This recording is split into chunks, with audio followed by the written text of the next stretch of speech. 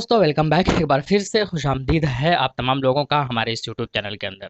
आइए दोस्तों बात करेंगे इस वीडियो के अंदर कि बिहार के अंदर जो चुनाव होगा ही सही, लेकिन उसी बीच जो है 56 विधानसभा सीटों पर उपचुनाव होने जा रहा है। जी हाँ, और एआईएमआईएम ने कुछ सीटों पर घोषणा भी किया है कि वहाँ पर जो है उपचुनाव के अंदर हिस्सा लेंगे। यूपी के अंदर उन्होंने घोषणा किया है कि वहाँ पर जो है एआईएमआईएम की जो कैंडिडेट उम्मीदवार है उन सीटों पर उतारा जाएगा। बाई इलेक्शन के अंदर, उपचुनाव के अंदर देखा जाएगा कि किस तरीके से, और उम्मीद यही है कि वो जीत हासिल करेगी। ऐसा वहाँ के शौकत अली साहब ने, जो कि प्रदेश अध्यक्ष है उत्तर प्रदेश के एमआईएम की पार्टी की तरफ जानिब से, और उन्होंने ये चीज़ें, ये बयान दिया है। चलिए देखते हैं 56 सीटों पर कहाँ कहाँ पर होगा। जी हाँ, पूरे देश के अंदर होगा। और ये कब होगा, आइए इसके बारे में भी बातें करेंगे। पूरे देश के अंदर, पूरे कंट्री के अंदर जो है, होल कंट्री के अंदर जो है, वो 56 सीटों पर एक साथ चुनाव होने जा रहा है। और वो चुनाव होगा 3 नवंबर को। जी हाँ, और आप सबको पता होगा कि बिहार के अंदर उस टाइम चुनाव चल रहा होगा, जबकि बिहार के अंदर जो है 28 अक्टूबर से ही स्टार्ट होगा,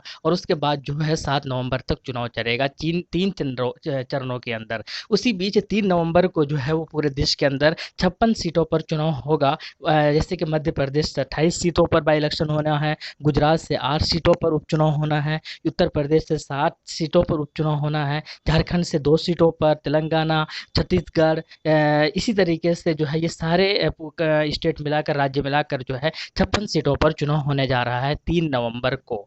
इसके अलावा यूपी के अंदर जो अगर बात की जाए तो यूपी में जो 7 जगहों पर, 7 सीटों पर जो बाई इलेक्शन होगा, उनमें से आपको मैं बता दूं, टुंडला है, रामपुर है, बुलंदशहर है, और इसी तरीके से अमरोहा है। हालांकि अमरोहा की में ही पड़ता है, वो दूसरा जगह है। कानपुर है, जौनपुर है। तो ये सारे जो है, इन जगहों पर जो है बाई इलेक्शन होने जा रहा है यूपी के अंदर। अब देखना होगा, हालांकि बुलंदशहर में अनाउंसमेंट भी किया है और उम्मीदवार का नाम भी डिक्लेयर कर दिया है एमआईएम ने, कि शादाब शायद नाम है उनका, और वो जो है के उम्मीदवार होंगे। अब देखना होगा कि इन सारे छब्बा, क्योंकि अभी थोड़ा सा टाइम है, और कितने सीटों पर उम्मीदवार डिक्लेयर करते हैं, कौन कौन होंगे, क्या क्या समीकरण होगा। जैसे ही चीज़ें डिक्लेयर होती है, घोषणा होता है, नोटिफिकेशन जारी होती है एमआईएम की पार्टी की जानिब से, आप तक जो है अपडेट पहुंचा दिया जाएगा। अब ये देखना होगा कि तेलंगाना के अंदर अपने उम्मीदवार उतारेंगे या नहीं, एमपी के अंदर अपना उम्मीदवार उतारेंगे या नहीं, गुजरात के अंदर अपना उम्मीदवार उतारेंगे या नहीं, झारखंड के अंदर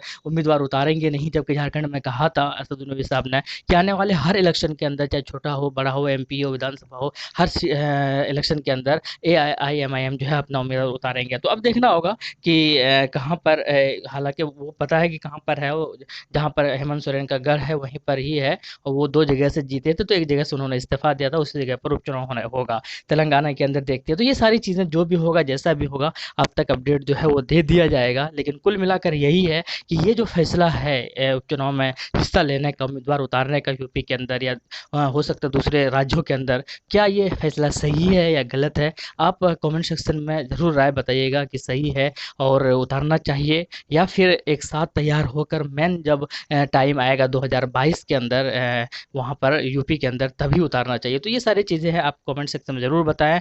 मुझे लगता है कि उतारना चाहिए, ताकि एक पता तो चल जाए कि किस तरीके से, कितनी तैयारी है और कितनी तैयारी मज़ीद करनी है, किस तरह जा रही है पार्टी, और कितना मज़ीद और ज़रूरत है। हालांकि ज़रूरत तो बहुत होगा यूपी के अंदर जीत हासिल करने के लिए। तो आप कमेंट सेक्शन में ज़रूर बताइएगा। मिलते हैं नेक्स्ट वीडियो में। Thank you. जय हिंद। Love you.